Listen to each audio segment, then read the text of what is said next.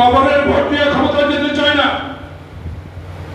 রাতের ভোট দিয়ে ক্ষমতা যেতে চায় না, ভাইয়ে ভাইয়ের ভোট দিয়ে ক্ষমতা যেতে চায় না, 14 সালের বিনা ভোটে ক্ষমতা যেতে চায় না, 24 সালের ভাইয়ে ভাইয়ের ভোটে আমরা নির্বাচনে জিততে চাই না। তাই আমার নেতা যারা এখন বলেন বিচার আগে সংস্কার আগে, তাদের উদ্দেশ্যে বলতে চাই, যখন তোমাদের কারো জন্ম হয় নাই, রাজনীতি শিখো নাই, তখনই তারেক রহমান এসব সংস্কারের কথা বলবে।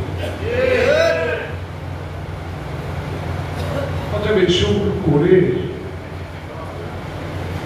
সরকারকে অস্থিতিশীল করার জন্য যেসব পুরো এখন অবস্থা আছে, এদের হাতকে শক্তিশালী করার দরকার তাই কাজী সমিতি, রেজিস্ট্রার সমিতি, নিকাশ সমিতি যে নামে ডাকে, আপনারা অনেক কষ্ট এখানে শুধু বিএনপি লোক না, আমি বলি অনেকে, আমি অনেকে এখানে চিনি জানি, সংগঠনের লোক আছে, তারাও আমাদের বন্ধু ছিল।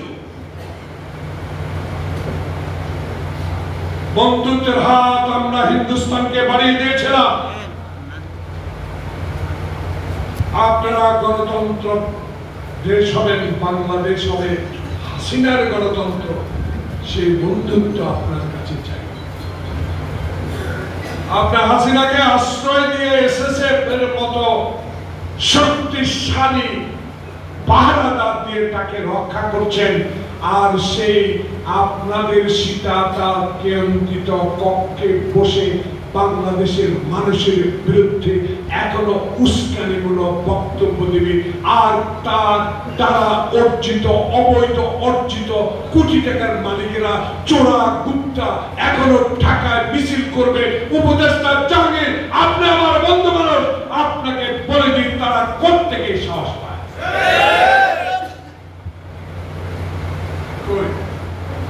গোলাপবাগের পরে নাসা আলমগীরের মিটিংয়ে আমি চোরা গুপ্ত কথা মিটিং করি, আমার মিটিং এর আগে খবর চলে যায়, মিটিং দিতে পারি।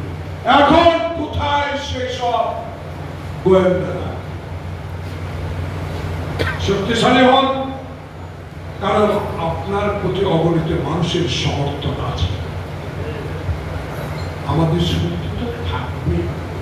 যতই মির্জা ফখরুল ইসলাম আলমগীর বড় অসন্তুষ্ট হয়েছে, আমি সন্তুষ্ট হই নাই। সন্তুষ্ট তখনই হব যখন একটি রোড ম্যাপ জুলাইতে দেন, ডিসেম্বরে দেন, ফেব্রুয়ারিতে দেন, আমাদের কথা মতো এই জুলাইতে দেন, আর আরো আগে দেন, একটা রোড ম্যাপ দিয়ে দেন না, তাহলে তারা অস্বীকার করবে, সেটা গ্রহণ করবে কি করবে না তার একটা মানুষ স্পষ্ট বলে দিয়েছে। বিগত 16 বছরে যারা আমার সাথে আন্দোলনে ছিল, গণতন্ত্র রক্ষার আন্দোলনে ছিল,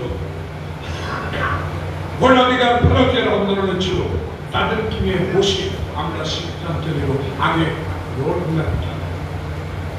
আজকে এই অনুষ্ঠানে আমি মাওলানা নিসার আলমগীর, আমার প্রিয় ব্যক্তি যারা এখানে আছেন, আপনাদের কাছে আল্লাহ পাকের কাছে সবসময় দোয়া করব, আল্লাহ পাক যেন আপনাদের সকল শক্তি দিয়ে ঐক্য বজায় রেখে আপনাদের ন্যায্য দাবি আমিও থাকবো আদায় করার তৌফিক দান করেন। আল্লাহ হাফেজ।